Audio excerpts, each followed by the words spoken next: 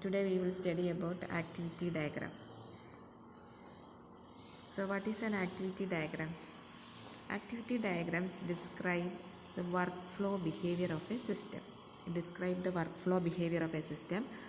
Activity diagrams are used in process modeling and analysis of during requirements engineering.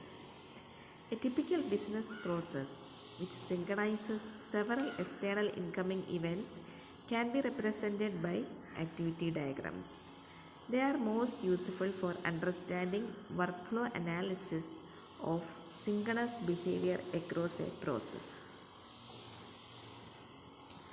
Activity diagrams are used for documenting existing process.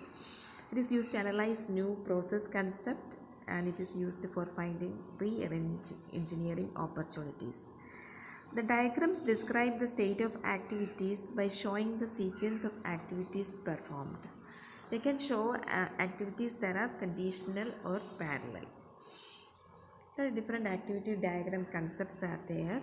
An activity is triggered by one or more events. An activity may result in one or more events that may trigger other activity or process.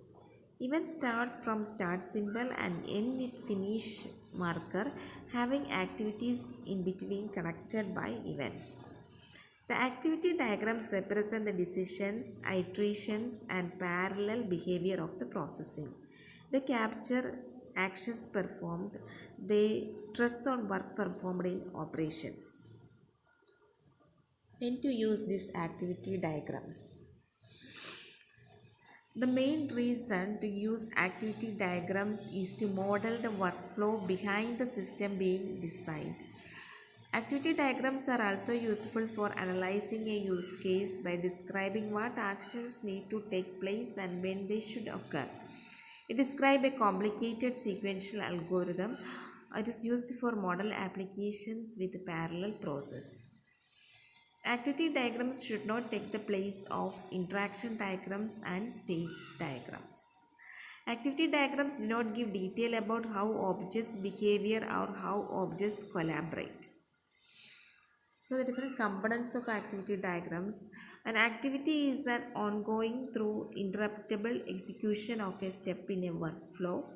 It is represented with a rounded rectangle. The text in the activity box should represent an activity.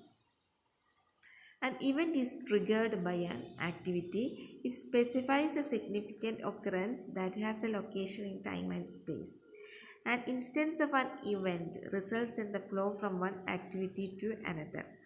They are represented by directed straight lines emerging from triggering activity and ending at an activity to be triggered. Label text for events should represent event but not the data involved. So next component is decision. A decision may be shown by labeling multiple output transitions of an activity with different guard conditions. For convenience, a stereotype is provided for decisions, a traditional diamond shape with one or more incoming arrows and with two or more outgoing arrows, each labeled by a distinct guard condition with no event trigger. So the next is how to draw an activity diagram.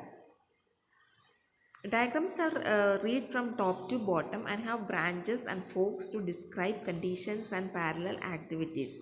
A fork is used when multiple activities are occurring at the same time. A branch describes what activities will take place based on a set of conditions.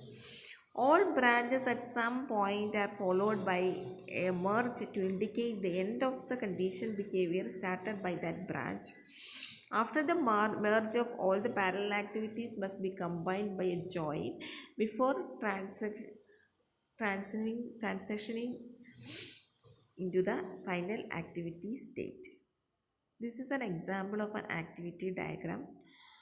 In this you can see state start symbol, state activity, that is receive order. You can see fork symbol, then branches. After field order you can see branch, then is a merge symbol, by overnight delivery and regular delivery, and there is end state, there is join state.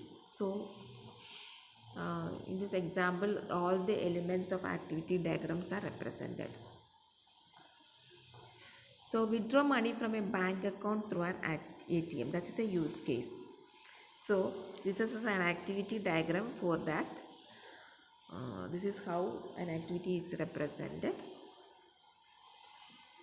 So this is all about activity diagrams. I will come with the next video. Till then, bye.